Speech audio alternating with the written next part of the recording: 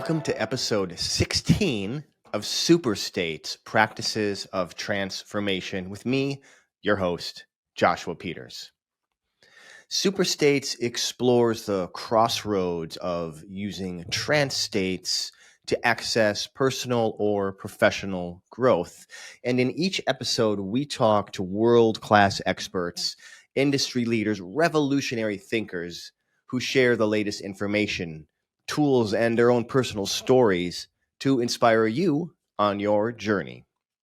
This week, I talk with Phil Farber. Phil is an author, a hypnotherapist, a master NLP practitioner, and an expert on Western esoteric magic.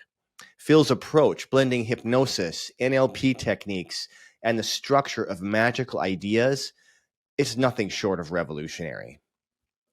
Ready to stand in the crossroads of magic and personal growth? Let's jump in to NLP, hypnosis, and Western esoteric magic with Phil Farber. Welcome to Super States. I am here with Phil Farber. Phil, thank you so much for being on the show. Why don't you describe what you do and how that transforms lives, and maybe for yourself as well? Okay. I have a little, a little issue describing what I do. I'm always confronted with this, and publishers and so on. Tell us what you do on the back of the book. But essentially, my original path of career and so on is I'm a writer, and I spent many years as a journalist and a technical writer and a science writer and all that kind of stuff. And so I've written several books on related subjects and so on. But over the years, and actually since I was a kid, I've been interested in hypnosis and NLP and altered states and psychedelics and all of that kind of stuff. So in pursuing that, I sort of, at one end, I got into that a little bit to be a better writer. But once I got into it, I realized that was a whole world into itself. And so now I'm an NLP hypnosis practitioner and so on. And I've been doing that for many years, for going on 40 years now as a hypnotist. So it's fun in itself. And I love, I have clients who I work with personally and on the phone. And I do teach workshops and seminars and so on a wide range of subjects, ranging from NLP to traditional ceremonial magic and the Western esoteric tradition and things like that. Yeah, and one of the things that really fascinates me about your take on magic is how you apply these NLP and hypnotic processes to them. So tell me a little bit about how you got to that point. Like what brought you to bring all this together? Well, let's see. I really started, there are a few kind of things when I was very young sort of led me into the altered states and hypnosis path. One of them was my father, who was a physicist. He worked his way through college as a stage magician, and part of his routine was he had a stage hypnosis routine. And so as a result, there were all these great books on hypnosis in the house. Yeah. And I was told at a very young age, don't read those. Those are for adults, right? They're, dangerous things for, kids to play with. So of course, by age 10, I was reading them and practicing hypnosis with my friends, right? I mean, what else could I do? And people say that kind of stuff. And so I was practicing that. I learned how to meditate around that time. I mean, when I was like 10 or 11. And then when I was 16 years old, I had a bike accident and a bicycle accident and severe head trauma and so on. And I had a classic near-death experience. I was out there somewhere. There was a light and an entity, and it told me it's not your time yet. I mean, the classic kind of stuff, right? And I came back from that, and I spent many years after that going like, what the hell, and trying to figure out, what was that all about? And I mean, the big lesson from that was that, wow, there's just a lot more to consciousness and to our life than we are generally told about, right? Now, I'm still an agnostic about what happens during an NDE, right? It could have been a hallucination. It could have been something triggered by my brain, whatever. I don't really know, but I do know that something happened that was very much apart from normal consciousness. Now, fast forward 3 or 4 years, I'm going to college, and I started. I came across some books on NLP. NLP was a pretty new thing then. This was late 1970s, and I was fascinated by it. I was like, "This is the." I was taking in college. I was taking courses in psycholinguistics, Okay. which was the study of the psychology of language. Yeah. And when I found the NLP books, I was like, "Wow, no, this is really what I was looking for." Right? The psycholinguistic courses were interesting. We got a little bit of like Noam Chomsky's theories on grammar, but a lot of stuff about how they taught sign language to apes and things like that. That not exactly useful in your day-to-day communication, unless you have a chimpanzee as a client or something like that. But so when I saw the NLP books, I was like, okay, this is really what I was looking for. It's actually how to use syntax and grammar and things like that to make your language more effective. And part of that was to be a better writer, but also to start exploring, altered states and consciousness and so on. Around that same time, these are parallel things happening at the same time. A friend of mine inadvertently left some books on magic, on traditional Western esoteric magic, in my apartment. And so, of course, being the compulsive reader, again, I have to read everything that's in front of me. I read those. I'm like, okay, this is here's another piece. And since these were parallel studies, my first thought was, in neuroscience, there's this phrase, neurons that fire together wire together, right? So here am I reading books about NLP and hypnosis, and also about Western esoteric magic. And, so I started thinking like, well, how do these combine, right? How do I use one? How do I use the more modern techniques of NLP to explore these and see what's really happening, right? Because in the esoteric tradition, you have, thousands of years of people describing, the results of rituals and practices and things that are a little bit outside of what our cultural context these days usually describes, right? So, descriptions of entity encounters and influencing other people and influencing the world and things like that. And actually, one of the key pieces of Western esoteric magic that really struck me is that it's really about becoming a better person. Right? It's about becoming a more well integrated, complete human being, right? And of course, hypnosis and NLP, ultimately, if it's not the goal, it should be, right? And sorry, my glasses are getting weird here. Okay.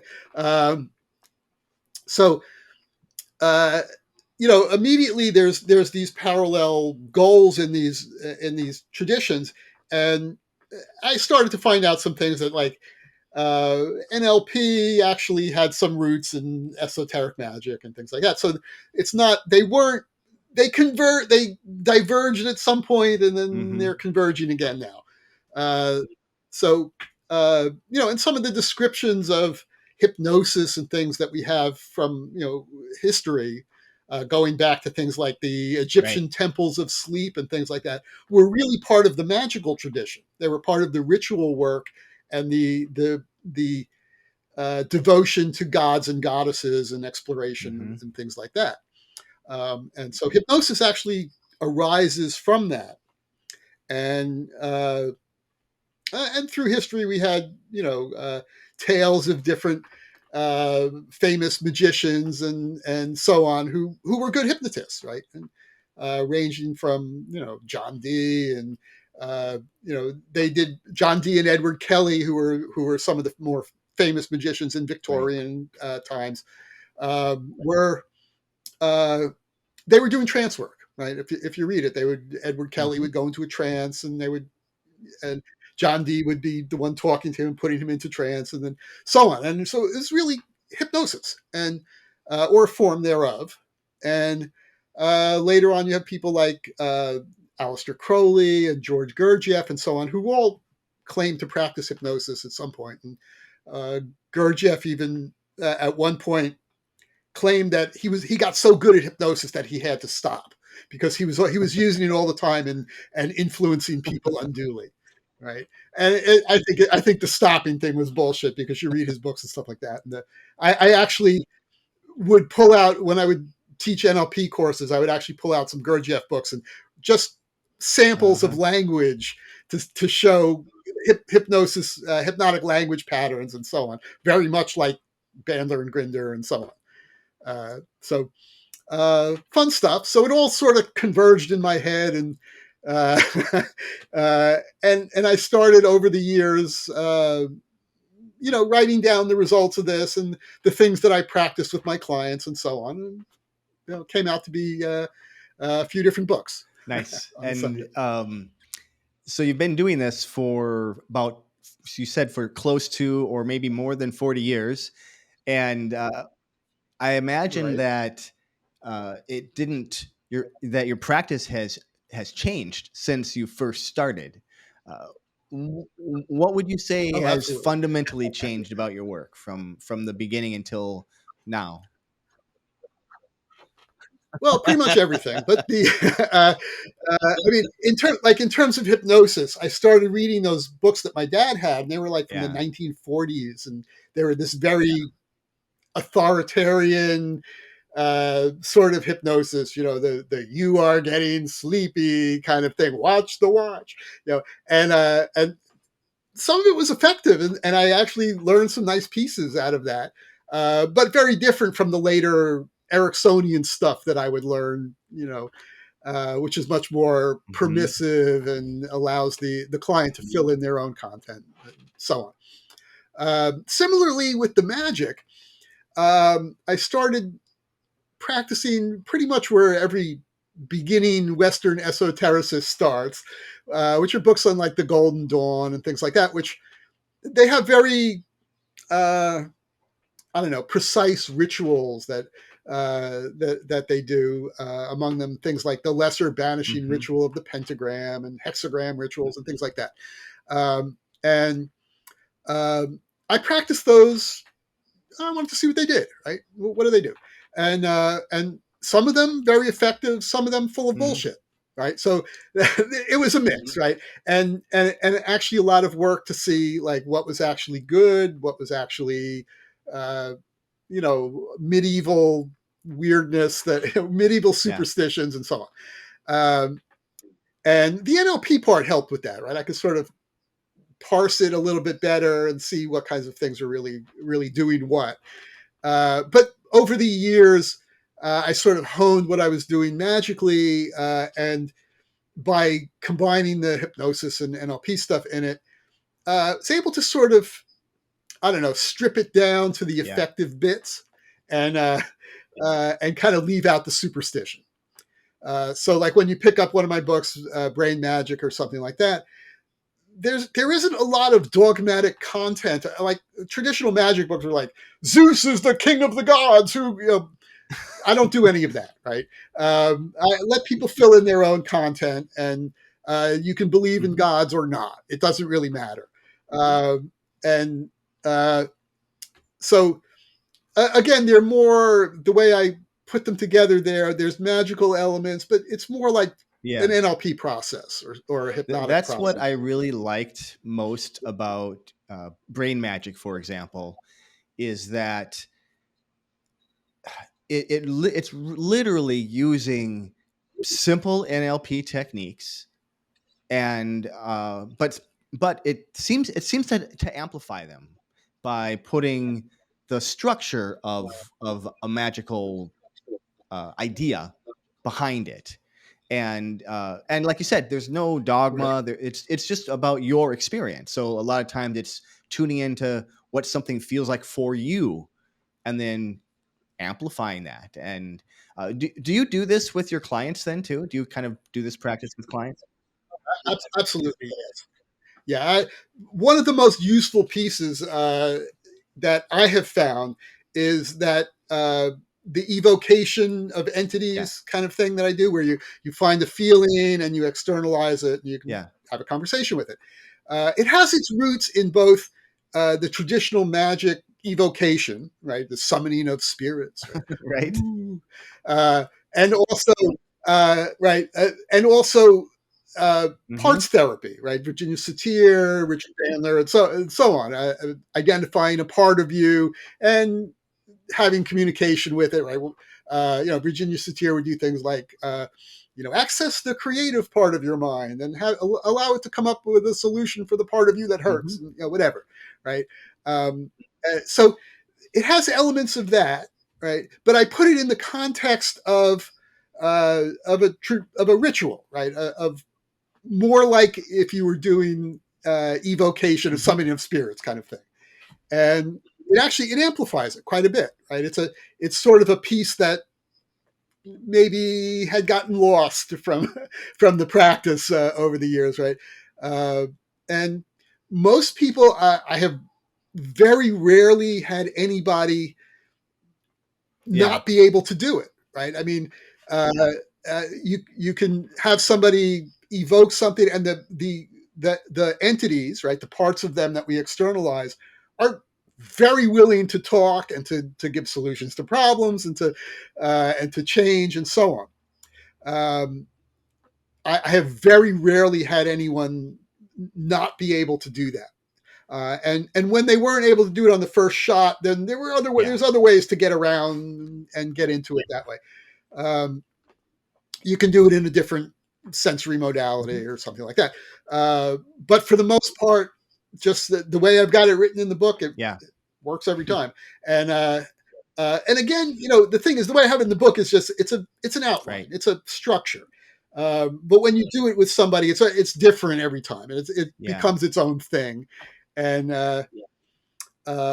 it's probably the technique that I use most with clients. I mean, I do a lot of different kinds of NLP and hypnosis stuff with clients, but for the most part, when people have, I feel anxious about this, or I'm having, I'm in a stuck place, or whatever it is, it's just a great technique and very flexible, and I get a lot of great results. I agree. Like I've been experimenting with that process myself, and it's really powerful.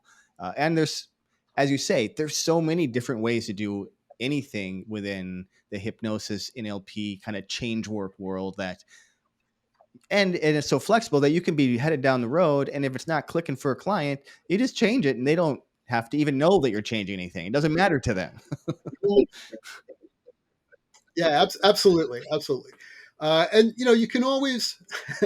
I have a friend who, at one point, a well-known hypnotist. I'm not going to say his name because he might not want me to put him in this context. But he actually did an experiment with clients some years ago where he would put them in a deep trance and then leave the room, and he would come back 20 minutes, 40 minutes later, and they would go, "That was great. My problem is,"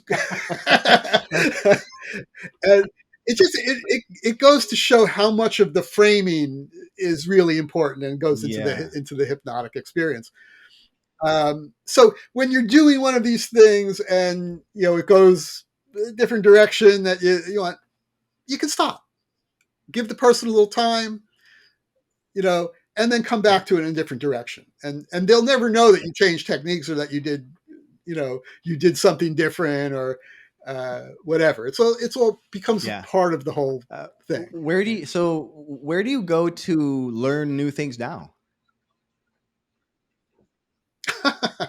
Oh boy, that's a good one. To tell you the truth, I haven't since COVID especially, but Before that, I've been slowing down, going to seminars and things like that. I was, for many years, I go to everything. I'm going to learn something. I got to go. Right. Now I'm more, books at this point. But if I would still go if I had a little more free time and travel and things like that. I'd still go check out what Richard Bandler's latest, or go see one of Doug O'Brien's things, or whatever. There's some great practitioners out there, and I'm always eager to learn. I don't travel as much as I'm getting old. I don't travel as much as I used to, so I don't get around to all those things. But there's some great stuff online, and again, books. Yeah. Books have always been the main thing. You can all get obviously, like, that was the impetus for you from that, even from childhood, from those books your dad had. Right. Exactly. What's something? Exactly. Yeah. I mean, there's no substitute for a live training. Yeah. I mean, if you're going to do NLP or hypnosis, go there and practice and do the live training. There's no substitute for that. But books are good. There's ideas. They're full of ideas. Absolutely. So what would you say other people in your industry should either start doing or stop doing? Oh, they should stop overselling stuff. Some of the stuff particularly in the NLP community is like, 2 minutes and all your problems will be solved. And no, let's be realistic about it. Sometimes long-standing problems require more work and things like that, right? I mean, there's no panacea. People do need to be motivated to do things. Sometimes our job is to motivate them, right? People come in and they, I want to stop smoking. It's like, well, so what made you decide you want to stop smoking? Well, my wife told me to. Right? Right. Not a good motivation, right? So I have to find some other motivation that's more important to them. Like, you're going to die if you keep doing it. Right. Okay. Right. I don't do. I avoid the aversion therapy kind of stuff, but definitely there's other things that are more motivating in contexts like that. Yeah. What was the question again? I went off on a tangent. Something that people should start or stop doing in the industry. Oh, okay. Right. There's, let's see. Yeah. All right. The overselling is a big one. The crappy trainings. For $7 you can be a certified trainer. I've seen those ads. I don't think so. Right? Yeah, right. A complete course for $7. No. I mean, it's not, money isn't always what it's about, right? But if it sounds too good to be true, it probably is, right? So there's that kind of stuff, and it throws crap on everybody, right? I mean, it makes a bad field for everybody, and so on. All right, we have the people who like to use NLP techniques to, I don't know, evaluate politicians or things like that, right? Some years back, there was this thing about Obama. Are you familiar with that one? No. Obama uses NLP to control your mind. It was like this book that was circulating on the internet, right? You can take anybody's language and use NLP language patterns to analyze them. That doesn't make it NLP. It doesn't mean that the person was doing some nefarious mind control thing. It just means that you can take NLP and analyze language. People got to stop doing that. That's another one. I think that Bandler and Grindler, they modeled people that were really good at language. And so when somebody is really good at language, they're going to just be using those same techniques. Like, they didn't have to, the people that they modeled didn't have to learn how to do it from a book. They just were really good at it. And there's other people that are just really good at it. Right. Right. Back in the day, I was friends with Robert Anton Wilson, and He was Richard Bandler would bring him to NLP seminars, and he would do his thing, and then the students would analyze what he was doing. And the thing is that he wasn't doing NLP because he had been doing this for long before NLP. Yeah. But he had some common, he had studied general semantics and things like that. And people, Bandler in particular said, what he's doing is the same as NLP, but he was doing this, right? It's just good language, right? It's effective writing, it's effective speaking, and it's what people have always done, right? NLP is just looking at the parts that work and isolating them and being able to use them more consciously. Right. So what would you say is the most misunderstood aspect about hypnosis, or maybe even the Western magic? And how can we get a better understanding of these ideas? Well, there's all right. On one hand, we have it's the devil, right? That whole thing. Even hypnosis, right? We have people who are like, oh, it's weird occult powers and things like that. No, it's not. It's effective language and actually caring about other people and things like that, right? The Similarly, I mean, even more so in the Western esoteric tradition, where we have movies about magicians and wizards, and it's not Harry Potter. Okay, let's get that right from the start. Right, it is definitely not Harry Potter. It's more like hypnosis or NLP. It's a mental discipline, a practice that you learn techniques and practice them and so on. All right.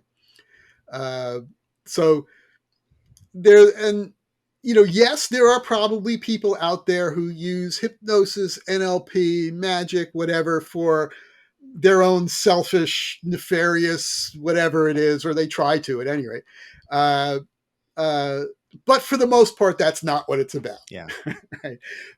When I teach NLP, most of my students are therapists, nurses, massage therapists, writers, artists, so on. People who want to be able to use their communication skills more effectively in whatever their field is. Right. I don't really see too many people. I many years ago, I taught a course, a joke kind of spoof of seminars called "How to Be a Megalomaniac," right? Where I was spoofing some of that overselling that people did of NLP or rule the world.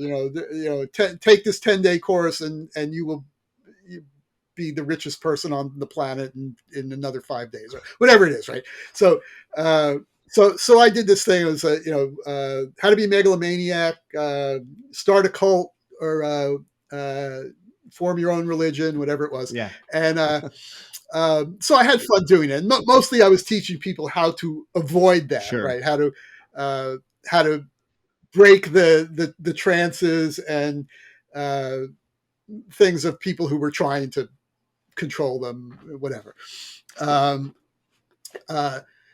But for the most part, there is that sort of niche of NLP of like, you will become the whatever. Right. I don't want to single out individual people on this, but I mean, there's people like attract a new car. That's whatever. It's not right. If that's the highest thing that you can think of to use these techniques, good for you. Right. Enjoy your new car. Right. Right. For the most part, though, particularly in the Magick traditions, the goals were much higher. They were spiritual goals. Right. They were about finding your place in the universe, about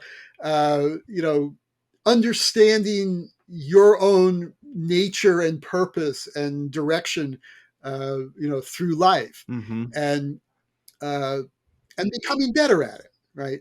And NLP and hypnosis they partake in that as well, right? I mean, we have. I hope my clients have higher goals, and often it's remedial, right? It's like, oh, I'm having trouble with my spouse and blah blah blah, and how do I deal with that? Fine, However, beyond that, there has to be something greater in people's lives to line all these things up, right? And it might just be, being a better human. Yeah. That's a great goal, right? Yeah. I Right. find For some for people, it's go ahead. for some people, they couch it more in spiritual terms. It's like, understanding God, or union with the cosmos, or whatever it is. But it's the same thing, right? It's understanding our place in the world and becoming a better person. Yeah. And I find that many clients will come for, that specific thing, communicating better with their partner, whatever it is, right? And through the process, they often experience a whole personal development journey that they hadn't expected, and come out of it, like you say, a better person. So I think that would Sure. be a great Yeah, absolutely. method to get there. Yeah, and very often when people come in with what seem to be smaller problems, when you start to unpack them, they're connected more to the greater issues of their Yeah. life. Right? It's often more about how they behave in general rather than necessarily that specific instance that's causing them problems. And they need to look at that and be able to make lifestyle changes and so on. And we can help with that. Yeah. So who would you say who was your model as you've been kind of living your life? Oh, I mean, I've had a number of great role models. I mentioned Robert Anton Wilson Yeah. earlier, who was one of my favorite writers when I was younger, and I got to meet him and become friends with him over the years. And he was certainly a role model in terms of writing and the things that he explored and so on. And he was always very, he proposed the idea of model agnosticism, right? Understanding that everything that we understand and that we focus on, that we're able to hold in our minds, are models. They're not truth, right? It's the way our brains interpret things. And there's always a maybe uh, to almost every question, right? Is there a God? Maybe. Are is my favorite political party the one that's going to have the best solutions? Maybe, right? There's people who are convinced of things like that, right? Yes, there's a God. Yes, my political party is the one that's going to do it, right? But you insert that maybe in there, and understanding that these are models and they're fallible, and they're the way our brains are interpreting reality rather than reality itself. And it helps you to navigate life a little bit better, to understand that, right? Mm-hmm. It opens you up a little bit more to other people, right? You have a little bit more acceptance of what other people's ideas, and also it doesn't get you into trouble as much, right? If you can understand that your own positions are not as firm as that, right? You always have that little maybe in there, right? Yeah. He called it maybe logic. Okay, so Bob Wilson was certainly one of my role models. In terms of learning hypnosis, Richard Bandler, certainly. I went to seminars and sat there and observed him as closely as I could without, until I went into trance, and then came back out the other side going, "Wow, what was that?"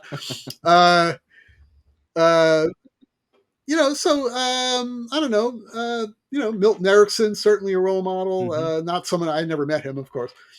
Uh, and many people like that. In terms of like doing magic, there's some great folks out there who are sort of the people who teach magic, who are very grounded, who have their feet on the ground, and aren't going off into the crazy wacky stuff. There's people out there like Lon Milo Duquette, Mm-hmm. who's one of my favorite writers on magic. Um, there's a great book of his. People want to check it out, called "My Life with the Spirits." Mm-hmm. Really good introduction to that whole kind of thing. Who else? He's left the planet Earth, but Donald Michael Craig, who is the author of Yep. Modern Magic, he was a good friend of mine, and definitely a role model back in the day. Um, let's see. I've got some other folks like that. I know. It seems odd, but I know some people in the voodoo community Mm-hmm. who they do some great magic. I mean, it's really they're very inclusive and they're open to learning new things and bringing new ideas into what they do as magic. And so let's see. There's people I'm friends with people who were involved in the New Orleans Voodoo Temple. Miriam Chamani, who was the priestess there for many years. Uh, Lou Martinet, he's one of the folks there. Although he's moved out of New Orleans, but he's still a great teacher and so on. Lilith Dorsey, she's great. She's got some great books. If you want to learn about that side of magic, Lilith Dorsey is her books are great. I don't know. There's a lot of people. I learn from everybody who's got something there in front of me. Right? So you gave us a ton there. So based on your 40 plus years of experience here, would you mind sharing a practical way that someone could use one of these super states to improve their life? Sure. Well, I talked about doing the evocation technique. Yeah. I think that's one of the core pieces there. I'm a little hesitant. I'm not going to demonstrate that here. Okay. It's the kind of thing where you want to be there with somebody, right? Yeah. When you do. Yeah. Let's see. In terms of the things that people can practice on their own, one of the great ones is the meditation technique known as pranayama, right, which is breath control. And it was probably the very first meditation technique that I learned when I was, again, 10 or 11. And this is called, I'll discuss two types of pranayama. There's a million types of pranayama. Sure. I'll describe two types now, which people can practice on their own, and you get great results from this. It's wonderful for anxiety. It's very relaxing. It'll calm you down. If you do 10 minutes of this a day, you'll find that your life will change in terms of how you cope with things and so on throughout the day. All right. The first one is called square breathing. Mm-hmm. And essentially, for most of these techniques, you sit with your back straight. A chair is fine, but if you want to be a cool looking yogi, you can sit in lotus position or whatever it is. Right? But you sit with your back straight and your mouth closed and inhale and exhale through your nose. And you're going to inhale for a count of 4, hold it for a count of 4, exhale for a count of 4, and hold it out for a count of 4. Right? And then repeat. Right. And you do that for 10 minutes. If you can do it longer. Back when I was first getting into this, I learned that there was a magic order that would test you that you had to be able to do an hour of that. So I learned how to do an hour of that way back when, even though I never joined that magic order. But amazing experiences doing that for an hour. All right. The other one, I don't know if there's a name for this. There probably is. But essentially what you're going to do is you're going to inhale through your nose for whatever is a comfortable time, but time it, right? Let's say it's a count of 4 that you're going to inhale through your nose. And then you're going to exhale through your mouth for twice the length. Okay, so if you found that you were inhaling through your nose for 4 seconds, to fill your lungs all the way, and then you would exhale through your mouth for 8 seconds. Right now, it's supposed to activate the vagus nerve. I don't really know if they've put people in the MRI machine and seen that it actually does that, but it's an extremely calming and relaxing technique. And the other one, the square breathing, will help you to deal with anxiety and so on. So will the vagus breathing, but the square breathing will also kind of get you more into those higher, I don't know what you want to call them, mystical states. Right. Okay. The vagus breathing will be more of that relaxing, grounding kind of experience. Got it. Right. So those are two real basic things that people can do. Is there anything that any risk to those? Anything people need to know before exploring those breath practices? Well, all right. Any one of these techniques, there are risks, right? There's risks to everything. There's risks to drinking a glass of milk, but there's Sure. the some people, these techniques will, as you relax, as muscles soften and relax, sometimes there's emotional stuff that's stored in the muscles that gets released, and people will find themselves crying or having really emotional memories, thinking about traumatic experiences they had in the past. This isn't all that common, but it does sometimes happen. Mm-hmm. If that happens to you while you're doing it, stop and go find a practitioner to help you. Yeah. Okay. Okay. Great. Help you to get through that. If it's just minor, if it's just minor stuff and you can deal with it, fine. I mean, great, right? But if it seems like it's getting towards traumatic stuff, then stop right there, find a practitioner, and do it. Again, those things are rare, right?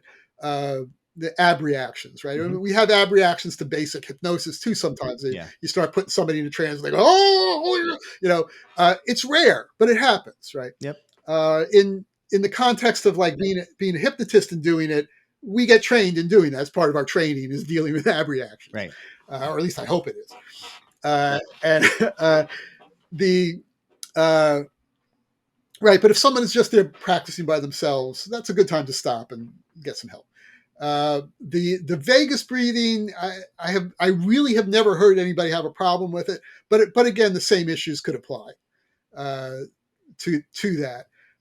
There's even, I mean, this stuff happens in people's yoga classes and stuff like that. You go to yoga classes, every now and then somebody has they get into something and they they release some stored trauma or something like that. And I saw just the other day an article came across my newsfeed. I have lots of yoga and meditation things on my newsfeed.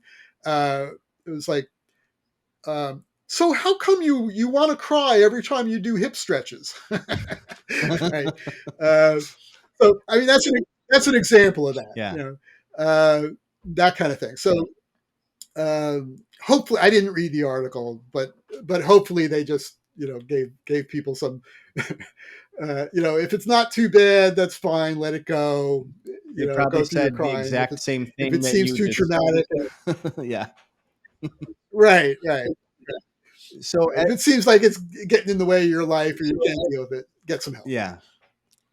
As you think of the future and using altered states for personal growth, what's giving you hope right now? Well, it's really interesting to see how psychedelics are becoming mainstream. Mm-hmm. Every day I pull up my Facebook or news feed or whatever it is, and I'm seeing ads for like ketamine practitioners and Mm-hmm. go get therapy with magic mushrooms and things like that. I do know that I mean there's some practitioners who are great, and the people who are being trained by the MAPS organization, multidisciplinary arts psychedelic studies. Okay, MAPS. And if you want to find them, maps.org. And the people who are getting trained by MAPS to do psychedelic therapy right now are using really good protocols. I know I have a friend who was a consultant on one of the protocols that they did for the MDMA studies, and she's a great NLP practitioner. So there's a little bit of NLP in there too. Yeah. So when you have great practitioners who are doing that, there's no substitute for it. There's nothing else that will get in there and change things on the level that psychedelics will. Right. And in combination with therapy and in a therapeutic context with hypnosis, NLP, whatever you want to do. Yeah.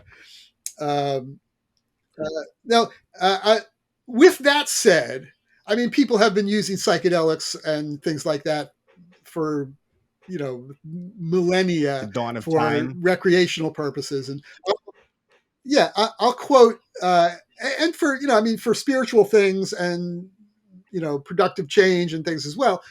I'll quote Andrew Weil. Somebody asked him, what do you think? They were talking about MDMA in the context of therapy. And they said, what do you think about people who use it recreationally? And he said, well, recreation can be very therapeutic. So I like that idea. A Right? colleague of mine, many of us have had. A colleague of mine calls it recreation, right? There you go. Right. And, just, taking a vacation, relaxing, doing something fun for a while. These things can change our lives. I mean, you got to have some fun in your life too. But anyway, the fact that research and therapy for these substances is now open to study and open for people to practice with good practitioners and so on. I think that's a big change, and it may revolutionize I hope it revolutionizes the mental health industry. Yeah, because I see a lot of real bad practices in the mental health industry right now. there's certainly a lot of room for growth. Yeah, absolutely. I mean, there's an awful lot of like psych meds, things, antipsychotics, and things like that. They don't know how they work. Right. They give them to people and hope it works. And they say, well, most people have to try 2 or 3 of these, or 3 or 4 of these before they find one that works. Right. And they don't even know the mechanism of action for a lot of these things. Whereas psychedelics have been really well studied over the years. And now that they're open to more study, we're learning some just great things. There's folks over in England who are giving people psychedelics and putting them in the MRI machine, and it's revolutionizing what we know about the brain. Yeah, and revolutionizing neuroscience in general. There's folks over there, Robin Carhart Harris, David Nutt. They're doing these great studies. So look for more of that. I mean, we're just learning things about the way consciousness works. Yeah, certainly. In fact. There's interest in the idea of studying anesthetics, because anesthetics seem to be right at the core of what is consciousness, right? Turning consciousness on and off. And Roger Penrose, who's a Nobel Prize winning physicist, he got together with an anesthesiologist whose name is eluding me right now, and to try to answer the question, what is consciousness? And they've come up with some really intriguing things. They're finding that the anesthetics work in the brain on a quantum level. And right now it's kind of hard to see into the brain on a quantum level, but maybe they'll find some ways that we can study that a little bit more closely and in real time.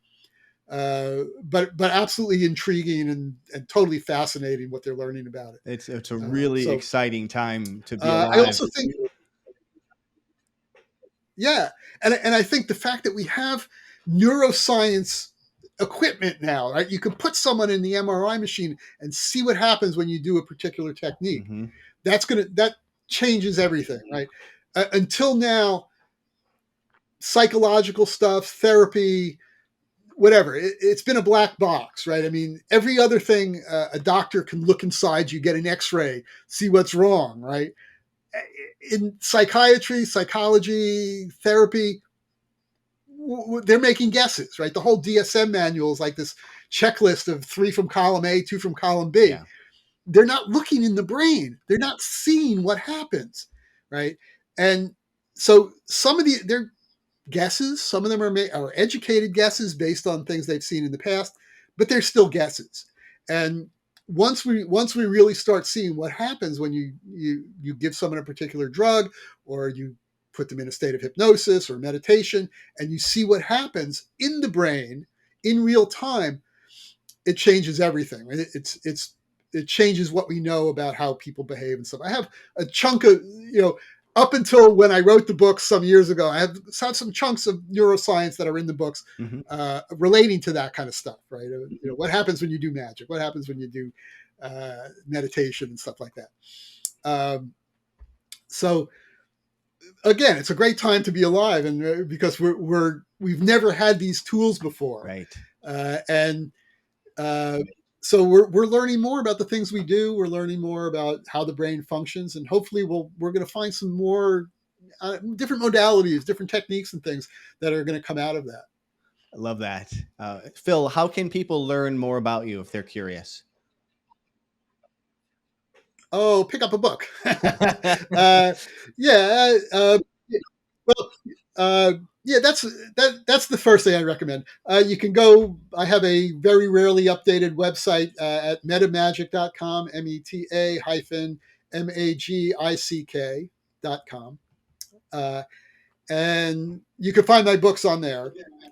Again, I haven't updated it in a long time, so it's creepy looking as websites go. But you can find my books. Maybe there's a little bit about my client-based Great. practice. I'll make sure to put that in well. the. But again, you can go to Amazon. I'll make sure to link to your website in the. Yeah, sure. And right, like you say, you're on Amazon. Yeah, You're at and all link places to you the can buy Amazon. books.